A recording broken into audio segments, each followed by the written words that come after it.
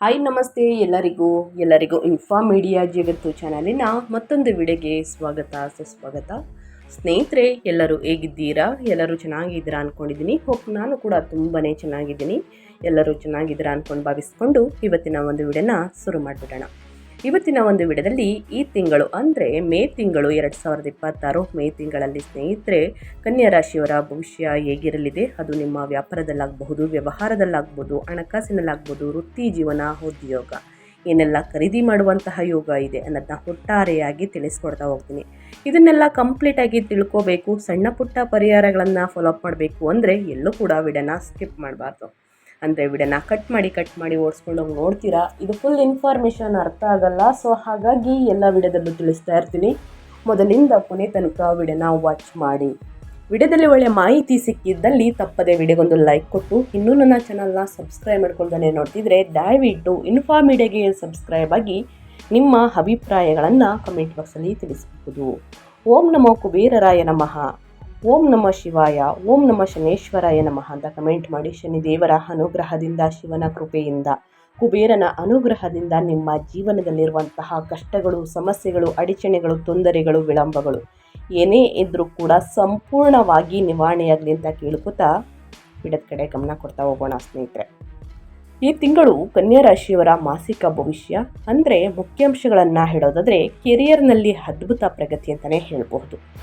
ಮೇ 14ರಂದು ಕರ್ಮದ ಸ್ಥಾನದಲ್ಲಿ 10ನೇ ಮನೆಯಲ್ಲಿ ಉಂಟಾಗುವಂತಹ ಗುರು ಶುಕ್ರ ಸಂಯೋಗದಿಂದಾಗಿ ವೃತ್ತಿ ಜೀವನದಲ್ಲಿ ನಿಮಗೆ ಅಪಾರ ಗೌರವ, ಉನ್ನತ ಸ್ಥಾನಗಳು ಲಭಿಸುತ್ತವೆ. ಅಷ್ಟಮ ಕುಜನ ಬಗ್ಗೆ ಎಚ್ಚರಿಕೆ ಸ್ನೇಹಿತರೆ, ಯಾಕಂದರೆ ಮೇ 11ರಂದು ಸ್ವಕ್ಷೇತ್ರವಾದಂತಹ ಕುಜನು ಅಷ್ಟಮ ಸ್ಥಾನದಲ್ಲಿ 8ನೇ ಮನೆಯಲ್ಲಿ ಪ್ರವೇಶಿಸುವುದರಿಂದ ವಾಹನ ಅಪಘಾತಗಳು, ಸಣ್ಣ ಪುಟ್ಟ ಗಾಯಗಳು, ಶಸ್ತ್ರಚಿಕಿತ್ಸೆಗಳು ಅಥವಾ ಅಕಾರಣ ಕೋಪ ಬರುವಂತಹ ಸಾಧ್ಯತೆ ಇದೆ. ಆದಷ್ಟು ಕನ್ಯಾ ರಾಶಿಯವರು ತಾಳ್ಮೆ ವಹಿಸುವುದು ಪ್ರಾಣ ರಕ್ಷಕ. ಇನ್ನು ಮುಂದೆದಾಗಿ ಹೇಳೋದಾದರೆ ಭಾಗ್ಯೋದಯ.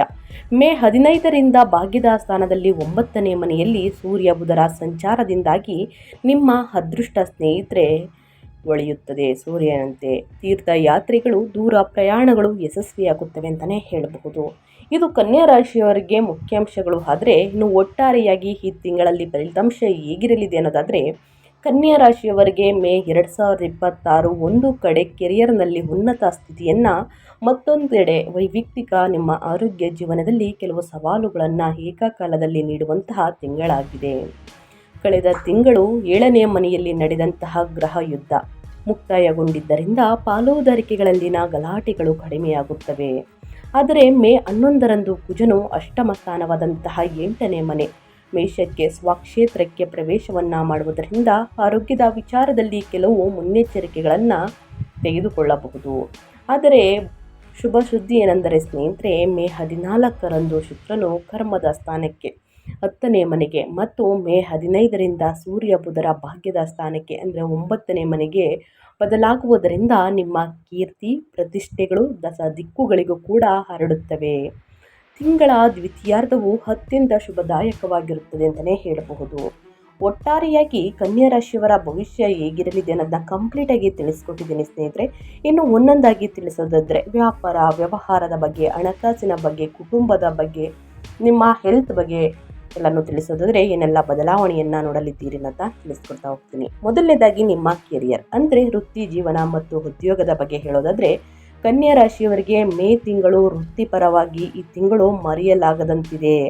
10ನೇ ಮನೆಯಲ್ಲಿ ಕರ್ಮದ ಸ್ಥಾನದಲ್ಲಿ ಈಗಾಗಲೇ ಸಂಚರಿಸುತ್ತಿರುವಂತಹ ಗುರು ಭಗವಾನನ ಜೊತೆಗೆ ಮೇ 14ರಂದು ಭಾಗ್ಯದ ಅಂದರೆ ಧನಾಧಿಪತಿಯಾದಂತಹ ಶುಕ್ರನು ಕೂಡ ಕರ್ಮದ ಸ್ಥಾನಕ್ಕೆ ಪ್ರವೇಶಿಸುತ್ತಾನೆ. ಈ ಅದ್ಭುತವಾದಂತಹ ಗುರು ಶುಕ್ರರ ಸಂಯೋಗದಿಂದಾಗಿ ಕಚೇರಿಯಲ್ಲಿ ನಿಮ್ಮ ಹೆಸರು ಪ್ರತಿಧ್ವನಿಸುತ್ತದೆ. ನೀವು ಮಾಡುವಂತಹ ಪ್ರತಿಯೊಂದು ಕೆಲಸಕ್ಕೂ ಕೂಡ ಸರಿಯಾದ ಮನ್ನಣೆ, ಪ್ರಶಂಸೆಗಳು ದೊರೆಯುತ್ತವೆ. ಬಡ್ತಿ ಅಥವಾ ವೇತನ ಹೆಚ್ಚಳಕ್ಕಾಗಿ ಕಾಯುತ್ತಿರುವವರು ಆಸೆ ಈಡೇರಲಿದೆ ಅಂತಲೇ ಹೇಳಬಹುದು.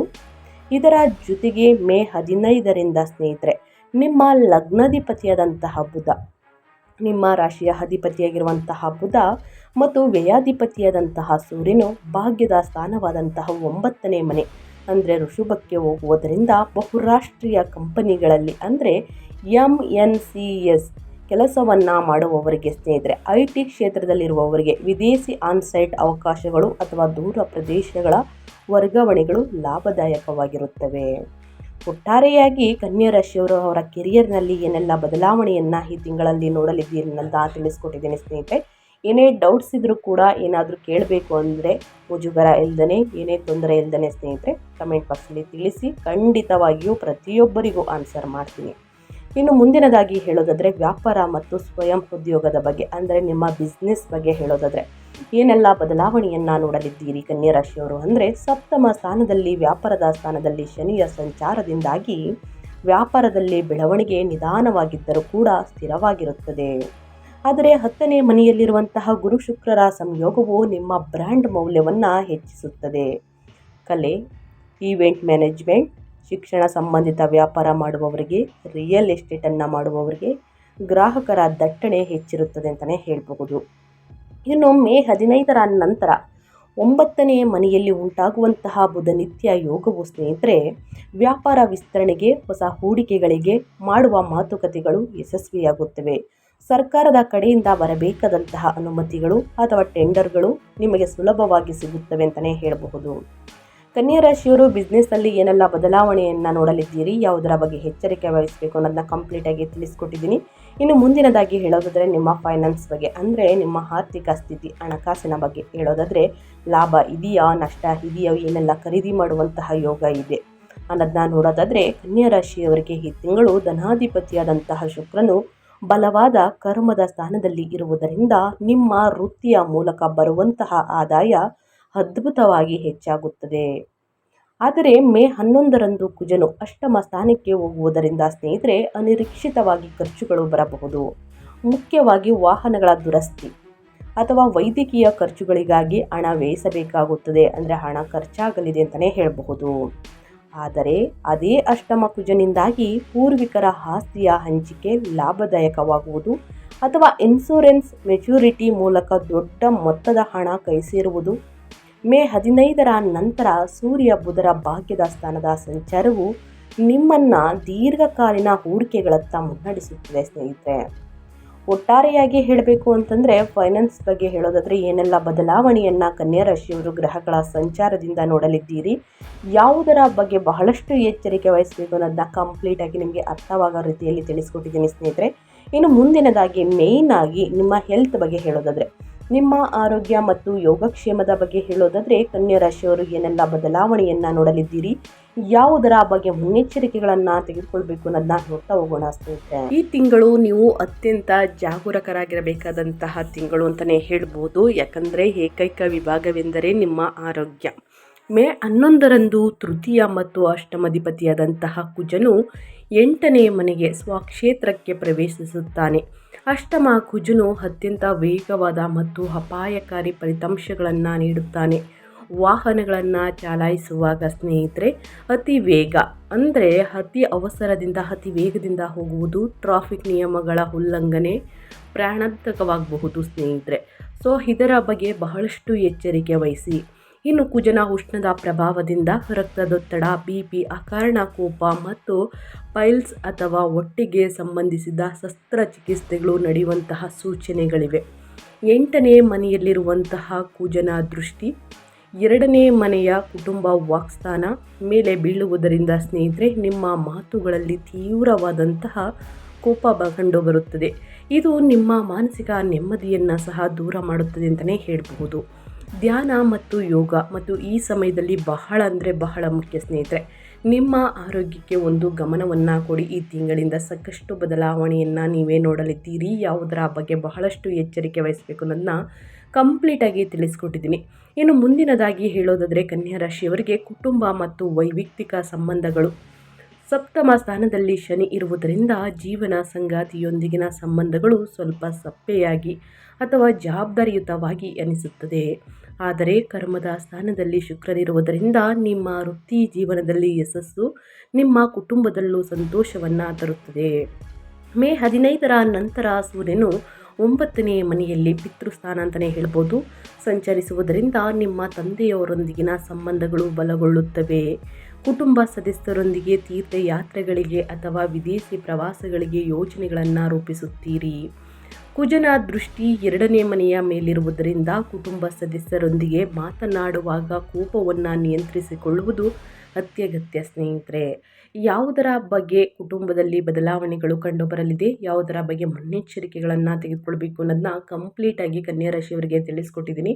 ಆ ವಿಚಾರದ ಬಗ್ಗೆ ಬಹಳಷ್ಟು ಎಚ್ಚರಿಕೆ ವಹಿಸಿ ಅಂತ ಹೇಳ್ತಾ, ಇನ್ನು ವಿದ್ಯಾರ್ಥಿಗಳ ಬಗ್ಗೆ ಹೇಳೋದಾದರೆ ಕನ್ಯಾ ರಾಶಿಯ ವಿದ್ಯಾರ್ಥಿಗಳು ಅವರ ವಿದ್ಯಾಭ್ಯಾಸದಲ್ಲಿ ಅವರ ಎಜುಕೇಷನಲ್ಲಿ ಏನೆಲ್ಲ ಬದಲಾವಣೆಗಳು ಕಂಡುಬರಲಿದೆ ಅನ್ನೋದನ್ನ ನೋಡೋದಾದರೆ, ವಿದ್ಯಾಕಾರಕ ಮತ್ತು ನಿಮ್ಮ ಲಗ್ನಾಧಿಪತಿಯಾದಂತಹ ಬುಧನು ಮೇ 15ರಿಂದ ಭಾಗ್ಯದ ಸ್ಥಾನದಲ್ಲಿ 9ನೇ ಮನೆಯಲ್ಲಿ ಸೂರ್ಯನೊಂದಿಗೆ ಸೇರುವುದು ವಿದ್ಯಾರ್ಥಿಗಳಿಗೆ, ಮುಖ್ಯವಾಗಿ ಉನ್ನತ ಶಿಕ್ಷಣವನ್ನು ಓದುವವರಿಗೆ ಸ್ನೇಹಿತರೆ ಒಂದು ವರ ಅಂತಲೇ ಹೇಳಬಹುದು. ಯಾಕಂದರೆ ವಿದೇಶಿ ಯೂನಿವರ್ಸಿಟಿಗಳಲ್ಲಿ ಸೀಟ್ಗಾಗಿ ಸ್ನೇಹಿತರೆ ಮಾಡುವಂತಹ ಪ್ರಯತ್ನಗಳು ಯಶಸ್ವಿಯಾಗುತ್ತವೆ. ಇನ್ನು ಲಾ, ಮ್ಯಾನೇಜ್ಮೆಂಟ್ ಮತ್ತು ಫೈನಾನ್ಸ್ ವಿದ್ಯಾರ್ಥಿಗಳು ಅದ್ಭುತವಾಗಿ ಮಿಂಚುತ್ತಾರೆ ಅಂತಲೇ ಹೇಳಬಹುದು. ಆದರೆ ಅಷ್ಟಮ ಕುಜನ ದೃಷ್ಟಿಯಿಂದಾಗಿ ಓದುವಾಗ ಆಗಾಗ ತಾಳ್ಮೆ ಕಳೆದುಕೊಳ್ಳುವಂತಹ ಅಪಾಯವಿದೆ. ಏಕಾಗ್ರತೆಯನ್ನು ಕಾಯ್ದುಕೊಳ್ಬೇಕಾಗುತ್ತದೆ ಸ್ನೇಹಿತರೆ. ಕಷ್ಟಪಟ್ಟು ಅಧ್ಯಯನದ ಕಡೆ ಗಮನ ಕೊಟ್ಟಿದ್ದಲ್ಲಿ ಉನ್ನತ ಫಲಿತಾಂಶವನ್ನು ಗಳಿಸುವುದಕ್ಕೆ ಸಾಧ್ಯವಾಗಲಿದೆ. ಹಾಗಾಗಿ ಪ್ರತಿಯೊಬ್ಬ ವಿದ್ಯಾರ್ಥಿಗಳಿಗೂ ತಿಳಿಸೋದೊಂದೇನೆ, ಕಷ್ಟಪಟ್ಟು ಅಧ್ಯಯನದ ಕಡೆ ಗಮನ ಕೊಡಿ, ಉನ್ನತ ಫಲಿತಾಂಶವನ್ನು ಗಳಿಸಲಿದ್ದೀರಿ. ಹಿರಿಯರನ್ನು ಗೌರವಿಸಿ, ತಂದೆ ತಾಯಿಯ ಮಾತನ್ನು ಪಾಲಿಸಿ. ಖಂಡಿತವಾಗಿಯೂ ಸ್ನೇಹಿತರೆ ನಿಮಗೆ ಒಂದು ಮನ್ನಣೆ, ಪ್ರಶಂಸೆ ಸಿಗಲಿದೆ ಅಂತಲೇ ಹೇಳಬಹುದು. ಸ್ನೇಹಿತರೆ, ವ್ಯಾಪಾರದಲ್ಲಿ, ವ್ಯವಹಾರದಲ್ಲಿ, ಹಣಕಾಸಿನಲ್ಲಿ, ವೃತ್ತಿ ಜೀವನದಲ್ಲಿ, ಉದ್ಯೋಗದಲ್ಲಿ, ಎಜುಕೇಷನಲ್ಲಿ ಮತ್ತು ನಿಮ್ಮ ಹೆಲ್ತ್ ಬಗ್ಗೆ ಏನೆಲ್ಲ ಬದಲಾವಣೆಗಳು ಕಂಡು ಬರಲಿದೆ ಕನ್ಯಾ ರಾಶಿಯವರಿಗೆ ನನ್ನ ಕಂಪ್ಲೀಟಾಗಿ ತಿಳಿಸ್ಕೊಟ್ಟಿದ್ದೀನಿ. ಏನೇ ಡೌಟ್ಸ್ ಇದ್ದರೂ ಇದ್ರ ಬಗ್ಗೆ ಕಮೆಂಟ್ ಮಾಡಿ, ಖಂಡಿತವಾಗಿಯೂ ಆನ್ಸರ್ ಮಾಡ್ತೀನಿ ಅಂತ ಹೇಳ್ತಾ, ಇನ್ನು ಸಮಸ್ಯೆಗಳನ್ನು ಕೂಡ ತಿಳಿಸ್ಕೊಟ್ಟಿದ್ದೀನಿ. ಈ ಸಮಸ್ಯೆಗಳಿಗೆ ಪರಿಹಾರವನ್ನು ಕೂಡ ತಿಳಿಸ್ಕೊಡ್ತಾ ಹೋಗ್ತೀನಿ. ಈ ಪರಿಹಾರವನ್ನು ಆದಷ್ಟು ಸಣ್ಣ ಪುಟ್ಟ ಪರಿಹಾರದಿಂದ ದೊಡ್ಡ ಸಮಸ್ಯೆಗಳೇ ನಿವಾರಣೆಯಾಗಲಿದೆ. ಹಾಗಾಗಿ ನನ್ನ ಚಾನಲಲ್ಲಿ ಆದಷ್ಟು ಸಣ್ಣ ಪುಟ್ಟ ಮನೆಯಲ್ಲೇ ಮಾಡುವಂತಹ ಪರಿಹಾರವನ್ನು ತಿಳಿಸ್ಕೊಡ್ತೀನಿ. ಈ ಪರಿಹಾರವನ್ನು ಅನುಸರಿಸಿ ಖಂಡಿತವಾಗಿಯೂ ಕನ್ಯಾ ರಾಶಿಯವರಿಗೆ ಸಮಸ್ಯೆಗಳು ನಿವಾರಣೆಯಾಗಲಿದೆ. ಅಷ್ಟಮ ಸ್ಥಾನದಲ್ಲಿರುವಂತಹ ಕುಜನ ಅಪಾಯಕಾರಿ ದೋಷಗಳನ್ನು ನಿವಾರಿಸಿಕೊಂಡು ಕರ್ಮದ ಸ್ಥಾನದಲ್ಲಿರುವಂತಹ ಶುಭ ಗ್ರಹಗಳ ಸಂಪೂರ್ಣ ಪ್ರಯೋಜನವನ್ನು ಪಡೆಯಲು ಕನ್ಯಾ ರಾಶಿಯವರು ಈ ಪರಿಹಾರಗಳನ್ನು ಪಾಲಿಸಿ ಸ್ನೇಹಿತರೆ, ನಿಮ್ಮ ಸಮಸ್ಯೆಗಳು ಕಂಪ್ಲೀಟಾಗಿ ನಿವಾರಣೆಯಾಗಲಿದೆ ಅಂತಲೇ ಹೇಳಬಹುದು.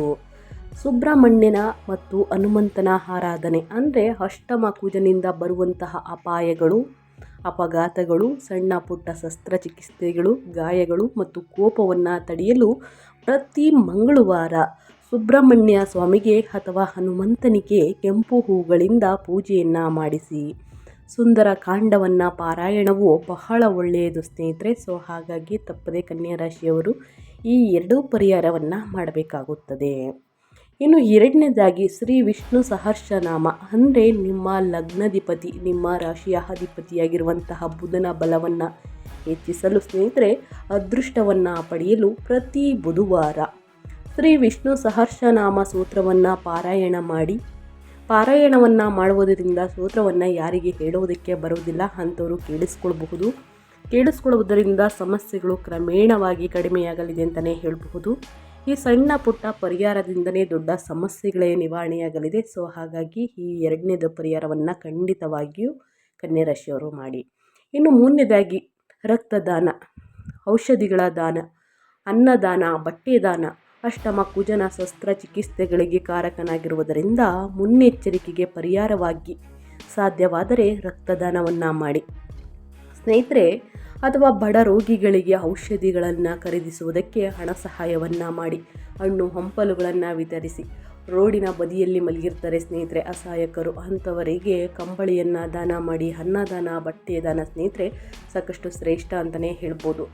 ಹಾಗಾಗಿ ತಪ್ಪದೇ ಕನ್ಯಾ ರಾಶಿಯವರು ಈ ಸಣ್ಣ ಪುಟ್ಟ ಪರಿಹಾರವನ್ನು ಮಾಡಿ ಅಂತ ಹೇಳ್ತಾ ನಾನು ವಿಡಿಯೋನ ಎಂಡ್ ಮಾಡ್ತಾ ಇದ್ದೀನಿ. ಇವತ್ತಿನ ಒಂದು ವಿಡಿಯೋದಲ್ಲಿ ಒಳ್ಳೆಯ ಮಾಹಿತಿ ಸಿಕ್ಕಿದ್ದಲ್ಲಿ, ಈ ವಿಡಿಯೋ ಯೂಸ್ಫುಲ್ ಅನಿಸಿದ್ದಲ್ಲಿ ದಯವಿಟ್ಟು ವಿಡಿಯೋಗೆ ಲೈಕ್ ಮಾಡೋದನ್ನ ಮರ್ತಿದ್ರೆ ಲೈಕ್ ಮಾಡಿ. ಇನ್ನೂ ನನ್ನ ಚಾನಲ್ನ ಸಬ್ಸ್ಕ್ರೈಬ್ ಮಾಡ್ಕೊಳ್ಳೋದನ್ನೇ ನೋಡ್ತಿದ್ರೆ ಇನ್ಫಾಮೀಡಿಯಾಗೆ ಸಬ್ಸ್ಕ್ರೈಬ್ ಆಗಿ ನಿಮ್ಮ ಅಭಿಪ್ರಾಯಗಳನ್ನು ಕಮೆಂಟ್ ಬಾಕ್ಸಲ್ಲಿ ತಿಳಿಸ್ಬೋದು. ಯಾರೆಲ್ಲ ಸಬ್ಸ್ಕ್ರೈಬ್ ಮಾಡಿಕೊಂಡು ಪ್ರತಿನಿತ್ಯ ವಿಡಿಯೋ ವಾಚ್ ಮಾಡ್ತಿದ್ದೀರಾ ಅಂಥವರಿಗೆ ಥ್ಯಾಂಕ್ ಯು ಸೋ ಮಚ್ ಅಂತ ಹೇಳ್ತಾ, ನಿಮಗೂ ಮತ್ತು ನಿಮ್ಮ ಕುಟುಂಬಕ್ಕೆ ತುಂಬಾ ಒಳ್ಳೆಯದಾಗಲಿ. ಮತ್ತೊಂದು ವಿಡಿಯೋ ಜೊತೆ ಮತ್ತೊಂದು ಹೊಸ ಭವಿಷ್ಯದಲ್ಲಿ ಸಿಗ್ತೀನಿ, ಹೊಸ ಅಪ್ಡೇಟ್ ಜೊತೆ ಅಂತ ಹೇಳ್ತಾ ಥ್ಯಾಂಕ್ ಯು ಫಾರ್ ವಾಚಿಂಗ್.